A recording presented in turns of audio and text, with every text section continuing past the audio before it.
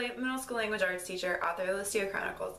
Today's video is all about books I use in my classroom.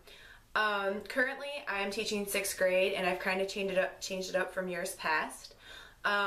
This year, I started the year with The Giver, and then in February and March, I did Joey Piggs to Swallow the Key, and I am wrapping up the year, just started last week, The Skin I'm In.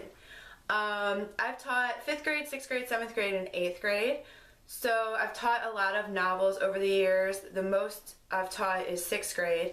So my old MO used to be Maniac Magee, Joey Piggs to Swallow the Key. I would use Maniac Magee kind of for theme and all the elements of literature, and there's really good characterization.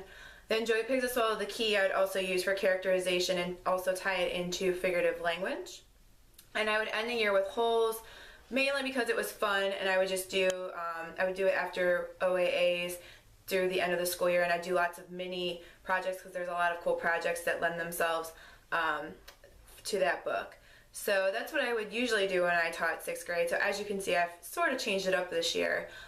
In the past, other novels I've taught is, when I taught 7th grade, I taught The Skin I'm In.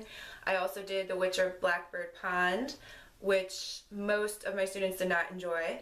The Westing Game, which is kind of love-hate. Either students loved it because they got it, or they didn't like it because they thought it was confusing. Which actually there is a movie version of the Westing Game. Off the top of my head, I can't remember what it's called because it's not called the Westing Game. So there's that. And when I taught 5th grade, I'm not even sure. I know we did Frindle for sure, and that's kind of fun because you can focus on words and language. Other than that, for some reason, I really can't remember. I've only taught 5th grade twice, so, and I just can't recall all the novels that we did in 5th grade. It was kind of a long time ago. This year, after reflecting, I think next year I'm going to start the year with, I think The Giver was a little difficult, and it's got some weighty topics, so I think it was kind of hard to start with that.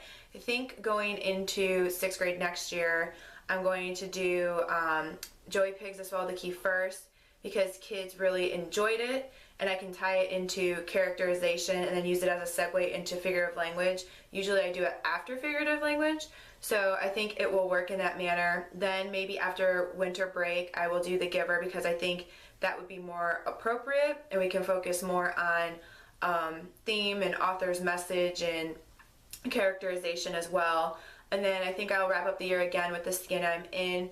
In the school that I teach in, I feel, even though the content may be for 7th grade, and the language is kind of, I mean, it's written how the protagonist thinks more or less, and how she would talk just in general. It's not written from how the author would speak, so it's pretty colloquial. But I just think that the content going into 7th grade, which in my opinion is a year where there's a lot of shifts and changes, and bullying can be an issue, and I just think that's a great book to go into 7th grade with.